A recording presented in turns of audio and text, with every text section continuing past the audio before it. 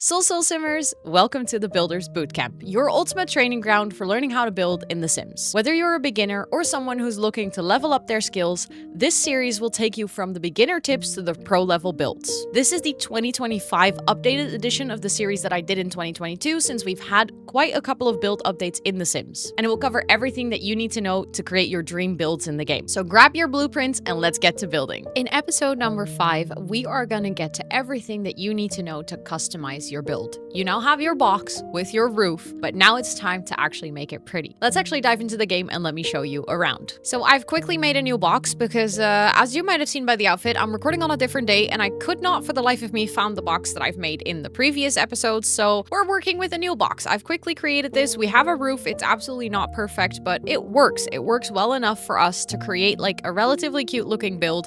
There's a little front porch, and this is basically where you might have left off as well.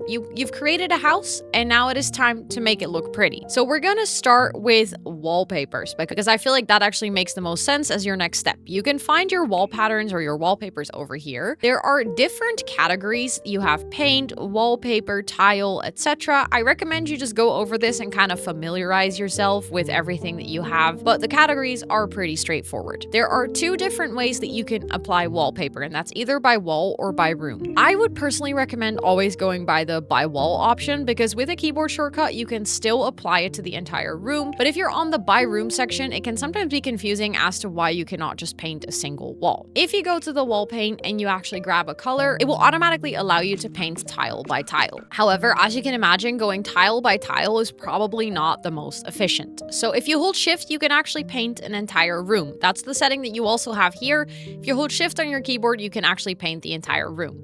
This is again where that room concept in The Sims is pretty important because as you can see it only paints this room or it paints this room, or on the inside it paints this room on the inside. But again, if The Sims considers something to be a room, that will be considered to be painted when you hold shift.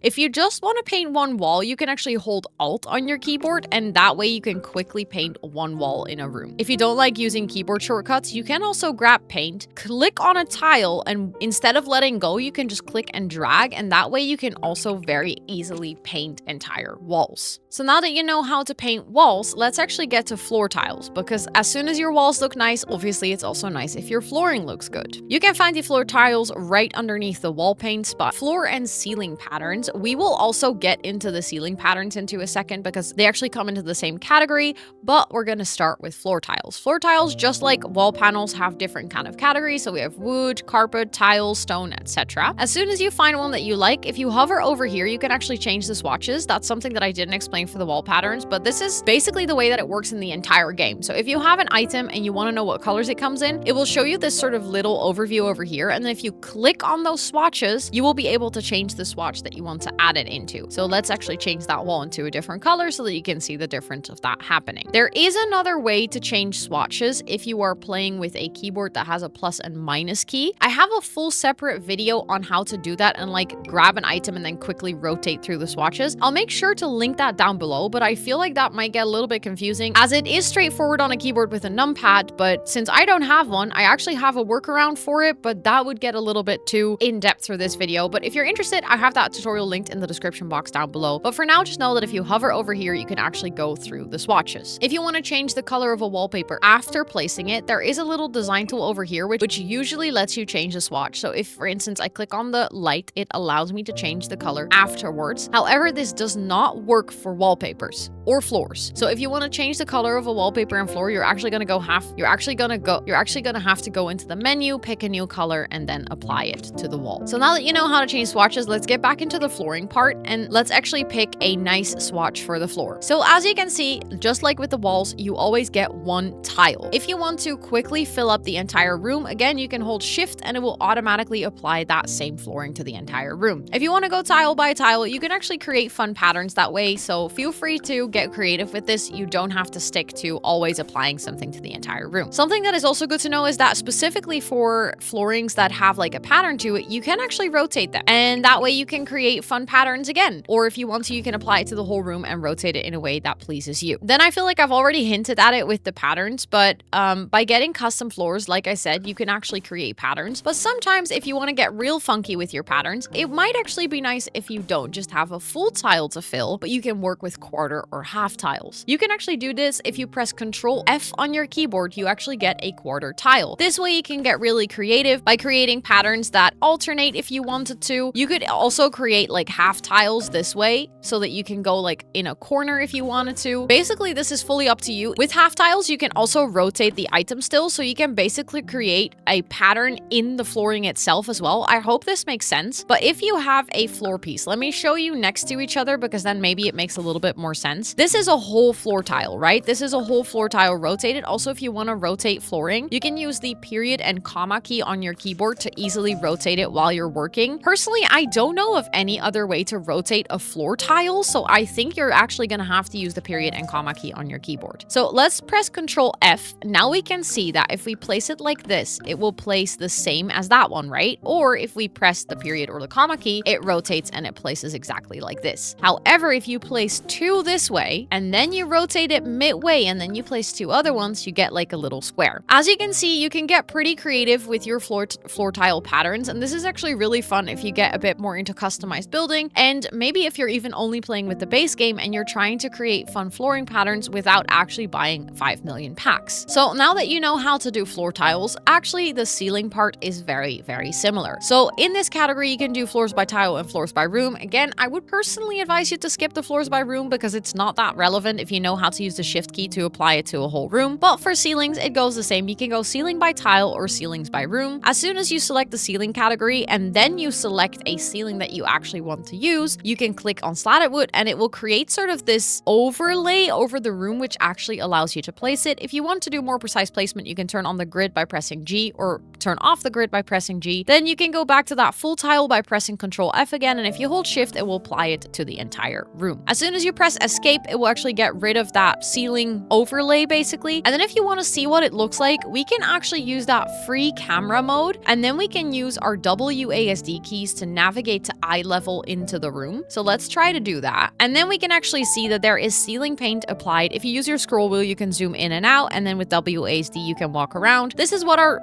very beautiful room looks like in first person. I would say that ceiling paint, I personally forget it like 90% of the time, but if you're a person who really wants to take screenshots either in gameplay or in build mode to showcase your builds, don't forget the ceiling because it really gives your build that finished look. So now that you know how to customize the flooring and the wallpaper, I've already mentioned this about the roof, but you can actually change the texture, and I just want to stretch it again. If you're customizing your build, it's gonna make a world of difference if you actually change the default swatch of the roof to one of the patterns that you can find here, because it really makes a huge difference in what it looks like. Unfortunately for roofs, you can only apply it to a whole roof, so you can actually use different roofing patterns on different pieces of the roof. Like you can see this roof consists of 3 pieces, but you can unfortunately not just add it to one side of the roof. Next to adding a roof pattern, you can also add roof trims. Like I said, I've already talked about this in the roofing video, but again, stuff like this really is going to give your build that like super finished and sleek look. So make sure that you don't forget to change the roofing tile or roofing pattern and the roofing trim. Then we also have the foundation and the platform trim.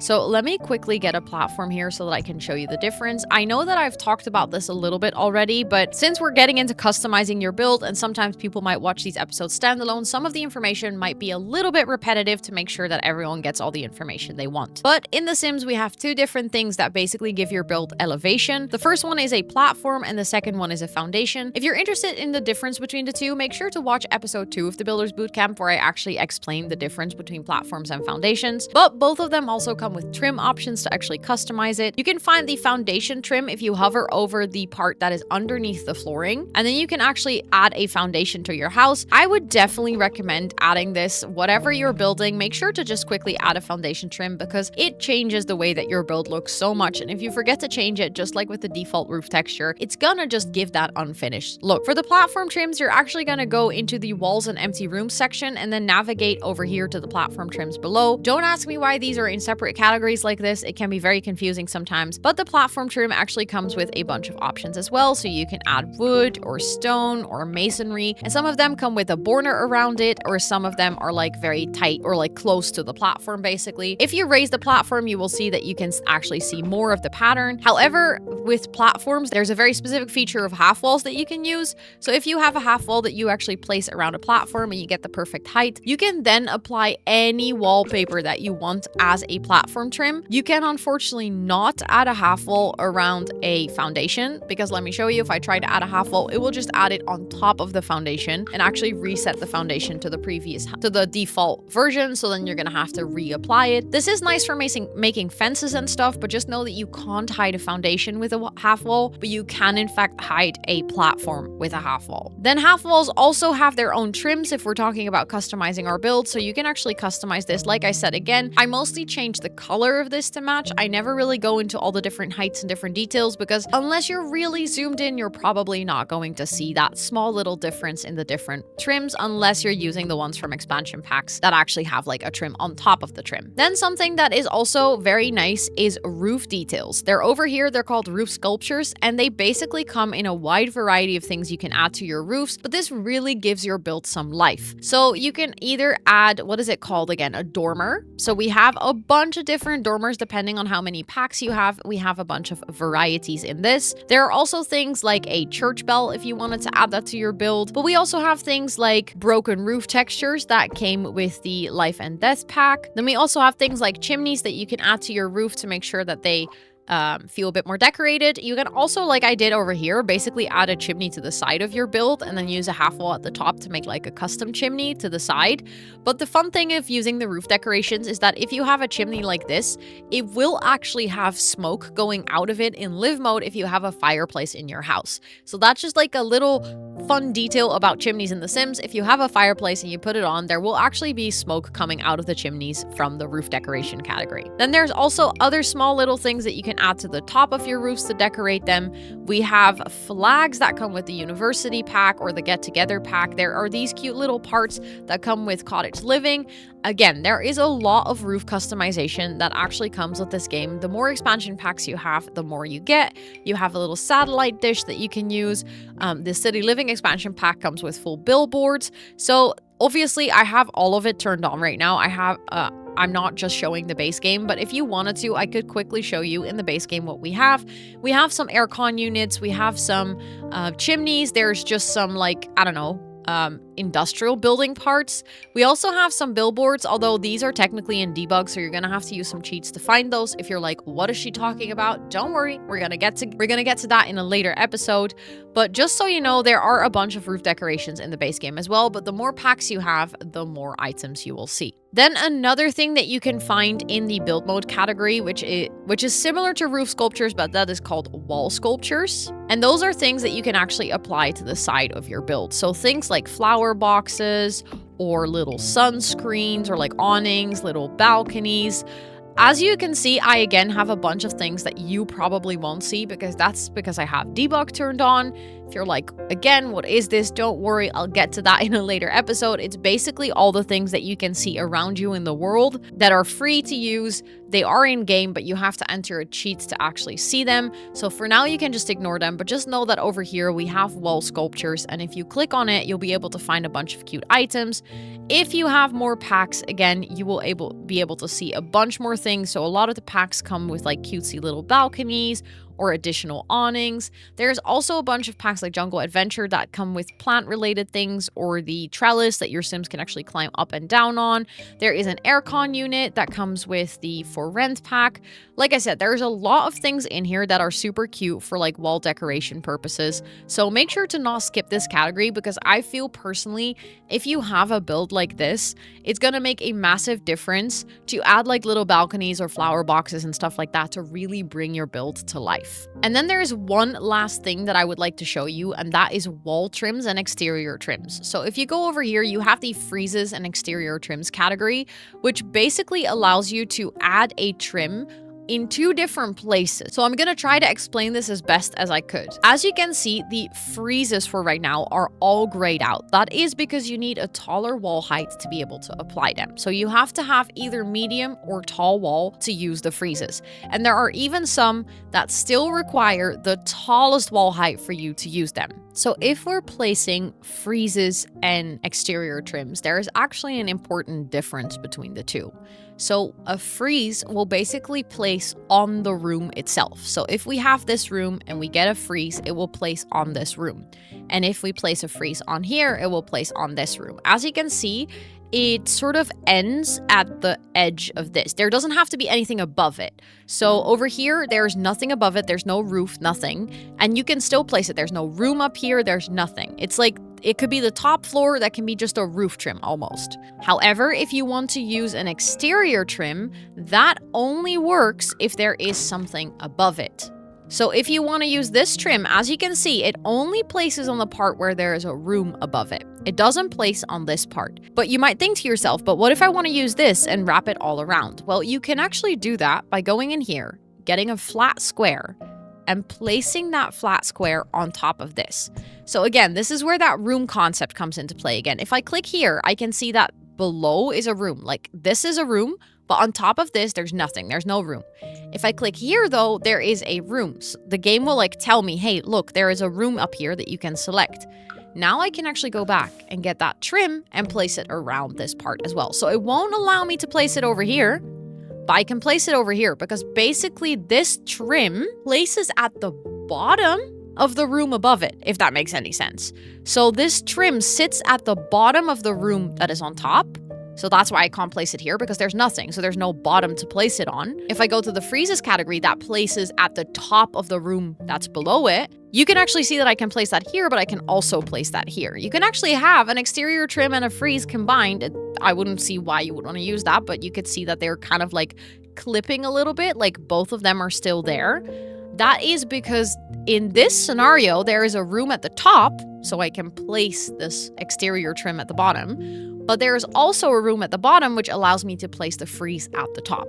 I hope that still makes sense, but for me, this was confusing for a very long time, so I wanted to make sure to include it in this video. So now that you have customized your build, it has color, it has friezes, it has half walls, it has foundations, it has everything that you want for it, crazier the better. I think it is time for our next episode, and that is actually adding doors and windows. I'm doing that in a separate episode because there are a couple of tricks or things that you need to keep in mind, and I want to prevent these videos from becoming too long per episode. But in the next episode, we're actually going to cover doors and windows. I'm going to explain to you how you can stack them, how you can use them, differences with round walls, stuff like that. And then we have just a couple of more episodes for you to explain the actual build mode part before we get into the interior decoration and we actually go into the buy mode. So there is two different parts to building in The Sims. You have build mode and buy mode, and I'm first focusing on everything in build mode. So we have now covered making your build, adding roofs and customizing it. Next up, we're going to work on doors and windows, and then we're going to get into all the other things you can see here, like fences, ladders, stairs, pools, fountains. And once you've got everything sorted on the outside of your build, we're going to look on the inside of the build. That was episode number 5 of the Builders Bootcamp. Let me know in the comments down below if you have any additional questions, if the structuring of this course so far makes sense. If you have any suggestions or questions, as always, please feel free to hop in the comments down below. If you like this episode and it taught you something new, please feel free to toss it a cheeky like. And if you don't want to miss any of the future episodes of the Builders Bootcamp, or you want to see any of the other Sims videos I make, don't forget to hit that subscribe button and notification bell. And with all of that being said, thank you so much for watching, and I'll see you on the next one.